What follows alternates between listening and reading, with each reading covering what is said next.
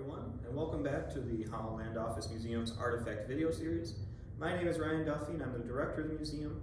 And this week, Tyler, our curator, is going to get into a little bit more of the importance of the dress we have here, which is from the Civil War era, late 1850s or early 1860s, as it's part of our newest upcoming mini exhibit called Decomposing Past, focusing specifically on textiles and clothing. And this is one of the pieces that has had some, been compromised to a great deal as damage has occurred to it over time, but this one is more of a natural occurrence than maybe some others that you might think of. So Tyler's going to go through what makes this one special in the display and tell you a little bit more about its history. Hi folks, and welcome back. So this week what I have for you is a dress from the late 1850s to the early 1860s. So we could most likely call this a Civil War dress. So this dress is actually part of our new exhibit, the Decomposing Past Textile Edition, which will be up the whole month of October, so please stop in and see it. So what's so interesting about this dress is actually the damage that this dress has endured over time. So one of the many things that we often don't think about is our own damage that we do to the clothing that we wear today. So the reason this dress is part of this exhibit is due to the fact that the woman that wore this probably did not wash her dress so often, if at all ever.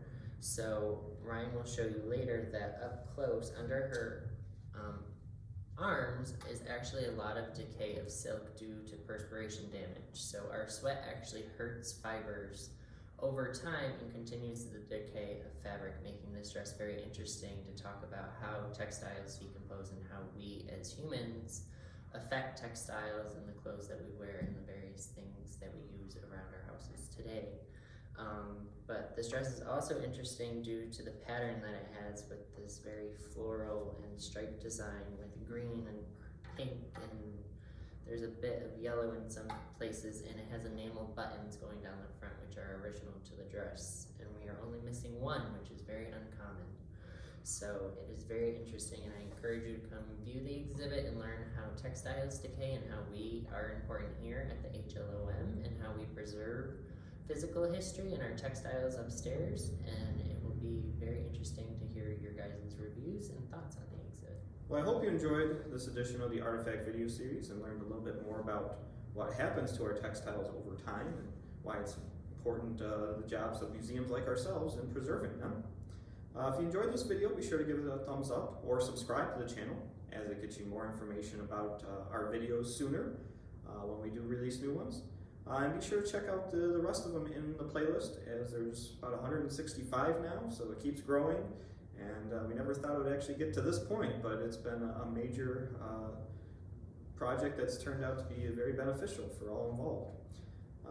But always the best way to learn more about what we have here at the museum is to stop by and see them for yourself.